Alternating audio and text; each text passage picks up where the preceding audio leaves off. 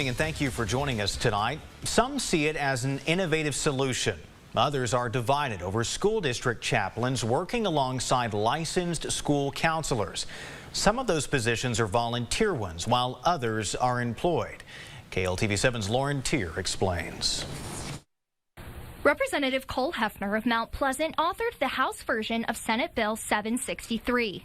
The law went into effect September 1st. It allows school districts to employ chaplains or accept volunteer chaplains to provide counseling services and support to students.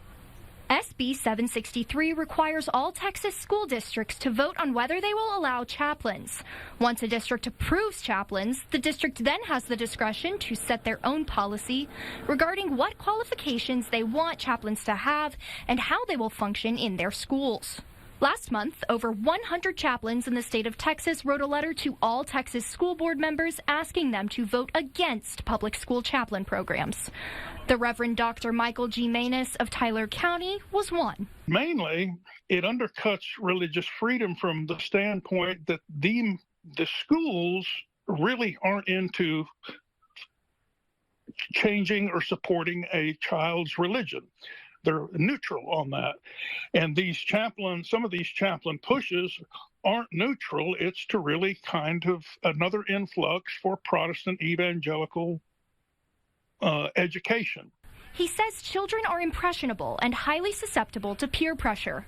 And with respect to our kiddos, who are the most vulnerable and most in need of affirmation and esteem, and some kids are really struggling with inferiority, it's very easy to buy into this when this particular faith becomes the faith of the hour. Manus says that as an evangelical Baptist himself, there is no reason to undermine the responsibility of parents and guardians to bring religion or faith into a child's life outside of their formal education. But CEO of the National School Chaplain Organization, Rocky Malloy, is a staunch supporter of the new law. He says many people misunderstand chaplaincy. Chaplains are not evangelists. That's a job for people that work in a spiritual environment. The job for a chaplain is a spiritual care people. Really, they're a professional listener. When asked about the letter of opposition, I completely agree that parents are the ones held responsible for the educational, spiritual, every type of development of their child.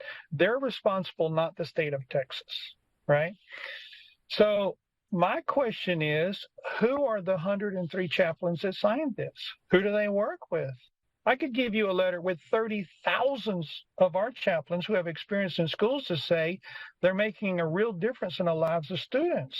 Malloy's organization does not currently have any chaplains employed in the United States, with the exception of Puerto Rico. They are only employed in South American and other Spanish-speaking countries.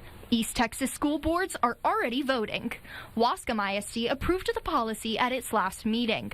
Brownsboro ISD voted not to accept the use of chaplains. Brownsboro Superintendent Carrie Hampton said they voted no due to already having certified school counselors on staff, as well as current partnerships with various community agencies for additional mental health counseling services. Mineola ISD will vote on chaplains at its next school board meeting.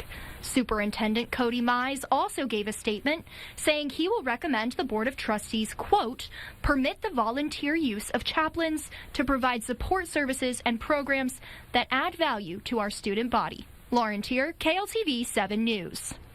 All school boards are required to hold a vote on the chaplain policy within the next 6 months.